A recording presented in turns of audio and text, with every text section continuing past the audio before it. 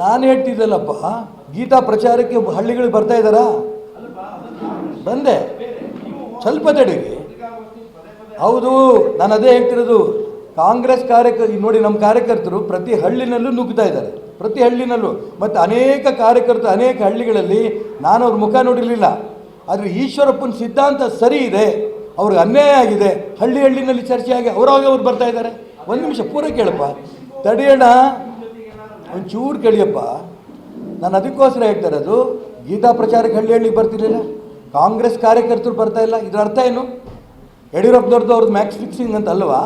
ಆ Max fixing ಆಗಿರೋದು ಕಾಂಗ್ರೆಸ್ ಕಾರ್ಯಕರ್ತರಿಗೆ ಗೊತ್ತಾಗಿ ಅವರು ಅದನ್ನು ವಿರೋಧ ಮಾಡಿ ಓಟ್ ಕೊಡ್ತಾ ಇದ್ದಾರೆ. ನಾನು ಅದನ್ನು ಹೇಳ್ತಾ ಇರೋದು.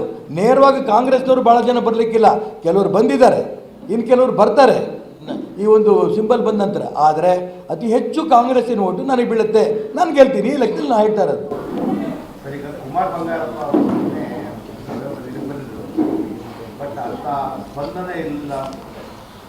ಕುಮಾರ್ ಬಂದಿದ್ರು, ಸ್ಪಂದನೆ ಇರಲಿಲ್ಲ. ನನಗ್ಯಾಕೆ ಪ್ರಶ್ನೆ ಕೇಳ್ತೀರಿ ನೀವು? ಅವ್ರಿಗೆ ಕೇಳಬೇಕು ಪ್ರಶ್ನೆ.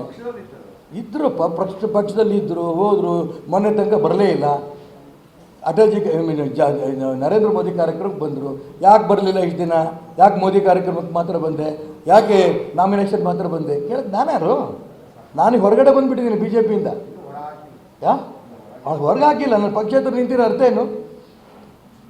ನನಗೆ ಅವ್ರನ್ನ ಕೇಳೋಂಥ ನೈತಿಕತೆ ಇಲ್ಲ. ಅವ್ರಿಗೆ ಸಂಬಂಧಪಟ್ಟಿದ್ದು. ಅವ್ರು ಯಾಕೆ ಅವ್ರು ಬರಲಿಲ್ಲ, ಕೆಲವುದಕ್ಕೆ ಮಾತ್ರ ಯಾಕೆ ಬರ್ತಾರೆ, ಕೆಲವಕ್ಕೆ ಮಾತ್ರ ಯಾಕೆ ಬರಲ್ಲ, ಅದು ಅವ್ರಿಗೆ ಪ್ರಶ್ನೆ ಕೇಳಿ.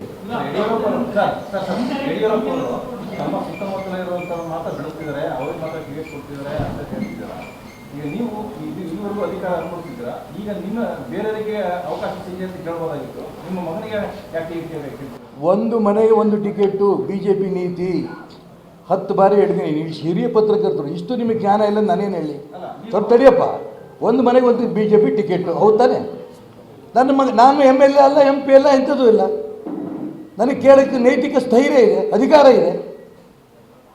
ಕೇಳಿದಾಗ ಒಪ್ಕೊಂಡ್ರವರು, ನಾನು ಟಿಕೆಟು ಕೊಡಿಸ್ತೀನಿ, ಕ್ಷೇತ್ರದಲ್ಲಿ ಓಡಾಟ ಮಾಡಿ ಗೆಲ್ಲಿಸ್ತೀನಿ ಅಂತ. ಹಿಂಗೆ ಮೋಸ ಮಾಡ್ತಾರೆ ಅಂತ ಅವನಿಗೆ ಗೊತ್ತಿತ್ತು.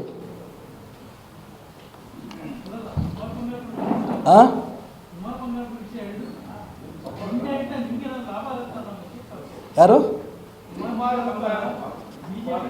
ನೋಡಿ ಇವರೇ, ನಾನು ಅದಕ್ಕೆ ಹೇಳ್ದಲ್ಲ, ಈ 3 ಮುಖ್ಯಮಂತ್ರಿ ಇಂಥ ನಾಯಕರ ಬಗ್ಗೆ ನನಗೆ ನಂಬಿಕೆ ಇಲ್ಲ. ಅವ್ರು ಬಂದು ಪ್ರಚಾರ ಮಾಡಿದಾಗ ಯಡಿಯೂರಪ್ಪನವ್ರು ಎಷ್ಟು ಹಳ್ಳಿಗೆ ಬಂದು ಹೋದ್ರೂ ಅಷ್ಟು ಒಳ್ಳೆಯದೇ.